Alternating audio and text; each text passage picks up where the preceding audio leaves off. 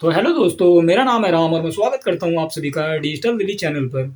अगर देखिए आप लोग लाइसेंस बनवाना चाहते हैं, जैसे कि अगर आपको ई रिक्शा चलाना है और ई रिक्शा चलाने के लिए कौन सा लाइसेंस आपको वैलिड रहता है, तो आप किस लाइसेंस के माध्यम से अपना ई रिक्शा चला सकते हैं। तो काफ़ी सारे लोगों को डाउट रहता है कि क्या वो एलएमबी जो लाइसेंस होता है उसके ब्याप पे ई रिक्शा चला सकते हैं या नहीं चला सकते हैं, या ई रिक्शा के लिए कोई अलग से लाइसेंस बनता है।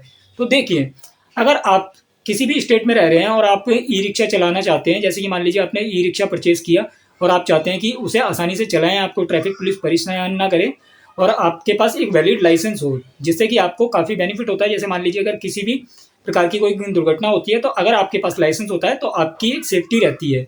तो आपको लाइसेंस बनवाना बहुत ज़रूरी रहता है। तो आप अगर चाहते हैं कि ई रिक्शा का लाइसेंस बनवाना है, तो आपको क्या डॉक्यूमेंट्स की जरूरत पड़ती है, टोटल इसमें कितना खर्चा आ जाता है, यानी कि शुरू से लर्निंग से लेके आखिरी आपका लाइसेंस बनके आपके हाथ में आने तक आपके कितने पैसे लग जाते हैं और कौन सा लाइसेंस आपको बनवाना चाहिए। तो देखिए, अगर आप चाहते हैं जैसे कि ई रिक्शा का लाइसेंस बनाने के लिए, तो सबसे पहले तो आपके पास आपका आधार कार्ड होना चाहिए, आपकी एज 18+ होनी चाहिए, तभी आप यहाँ पे ई रिक्शा लाइसेंस के लिए आवेदन कर सकते हैं। और ई रिक्शा का जो आवेदन करना है आपको लाइसेंस के लिए, तो देखिए ई रिक्शा का एक स्पेसिफिक लाइसेंस भी बनता है जो सिर्फ ई रिक्शा के लिए होता है। और अगर आप चाहें तो एलएमबी लाइसेंस के ब्याप पे भी आप ई रिक्शा इजीली चला सकते हैं, आपको किसी प्रकार की कोई दिक्कत नहीं होने वाली है।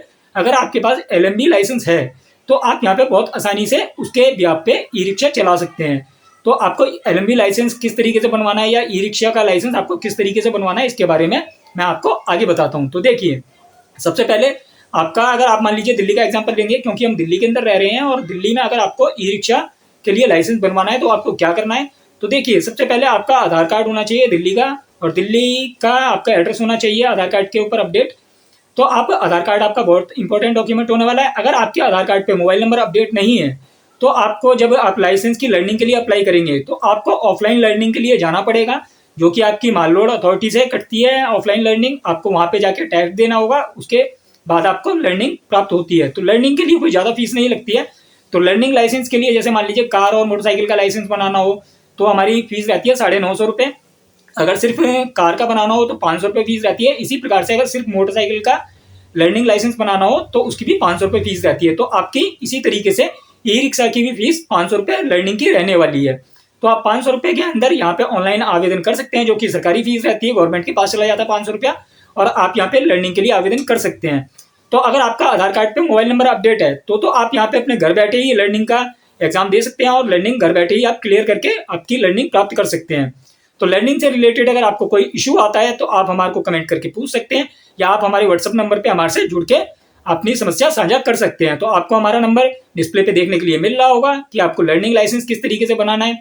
ये समझ में आ गया होगा कि आपका, देखिए, आधार कार्ड पे मोबाइल नंबर अपडेट है तो आपका ऑथेंटिकेशन बेस पे आप ऑनलाइन लर्निंग बनवा सकते हैं। अगर नहीं है अपडेट तो आपको माल रोड अथॉरिटी से आपकी लर्निंग बनवानी होगी। अब ये तो बात हो गई आपकी लर्निंग की। अब लर्निंग के कितने दिनों बाद आपका लाइसेंस परमानेंट के लिए, यानी कि पक्के लाइसेंस के लिए आप आवेदन कर सकते हैं। तो देखिए, जो आपकी लर्निंग मिलती है आपको, तो लर्निंग जो होती है आपकी वो होती है 6 मंथ के लिए वैलिड। तो अगर आप चाहें तो 6 मंथ लर्निंग का है, आप आराम से जब तक गाड़ी सीख सकते हैं। अगर आप जैसे मान लीजिए 4 व्हीलर का लाइसेंस बनवा रहे हैं तो आप वो 6 महीने के दौरान में अपनी व्हीकल अच्छे तरीके से सीख सकते हैं, क्योंकि जो आप व्हीकल टेस्ट देंगे जब पक्के के लिए, तो आपको वहाँ पे गाड़ी चला के दिखानी होगी ट्रैक के ऊपर। या आप मान लीजिए कार का बनवा रहे हैं लाइसेंस तो कार दिखानी होगी, ई रिक्शा का बनवा रहे हैं तो ई रिक्शा चला के दिखाना होगा, अगर मोटरसाइकिल का बनवा रहे हैं या स्कूटी का बनवा रहे हैं तो वो व्हीकल आपको चला के दिखाना होता है। तो लर्निंग जैसे आपकी आज की डेट में बनी है, तो आज से 1 महीने बाद आप पक्के लाइसेंस के लिए आवेदन कर सकते हैं, जो कि आपका परमानेंट लाइसेंस होता है। तो उसकी कितनी फीस रहती है, तो परमानेंट लाइसेंस की भी जो गवर्नमेंट फीस रहती है, यानी कि सरकारी पर्ची कटेगी जो, वो भी 500 रुपये की कटती है।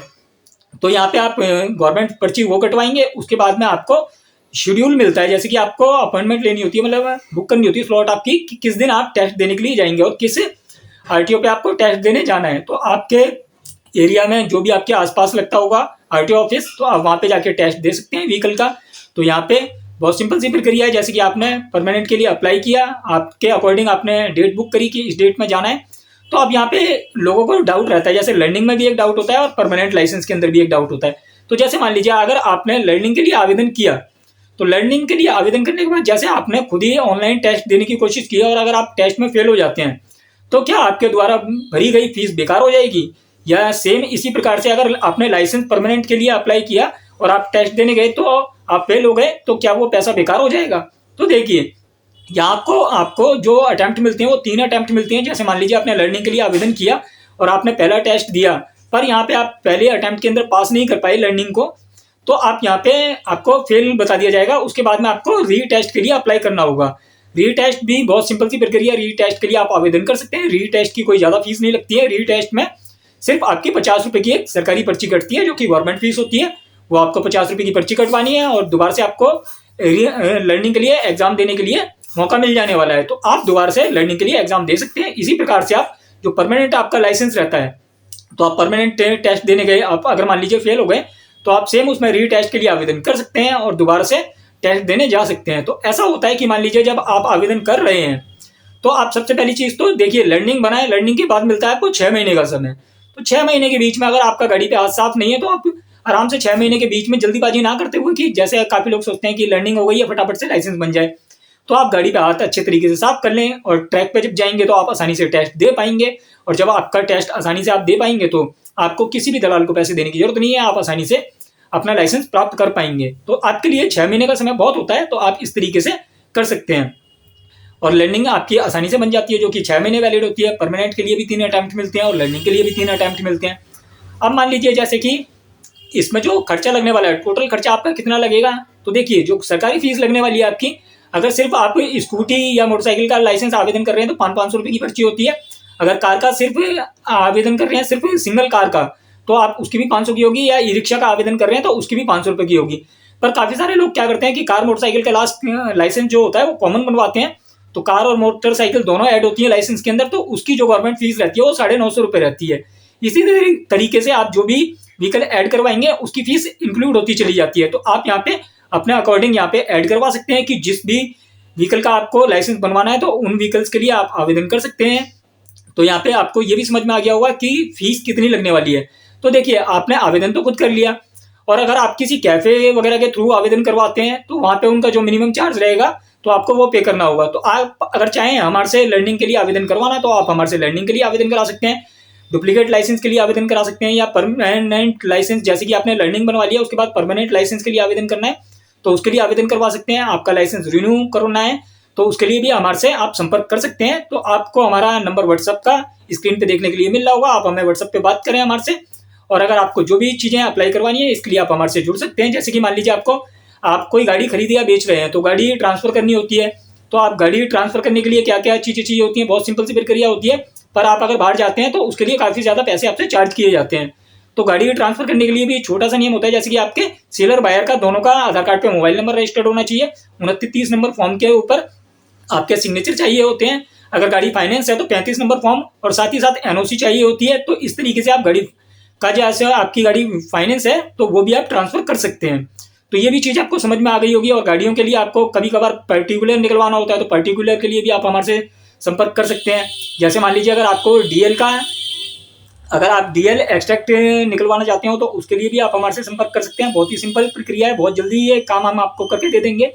आप चाहें तो लर्निंग के लिए भी हमारे से जुड़ सकते हैं। और वैसे तो लर्निंग का टेस्ट बहुत सिंपल होता है, आप चाहें तो खुद ही दें, वो टेस्ट ज़्यादा बेस्ट है।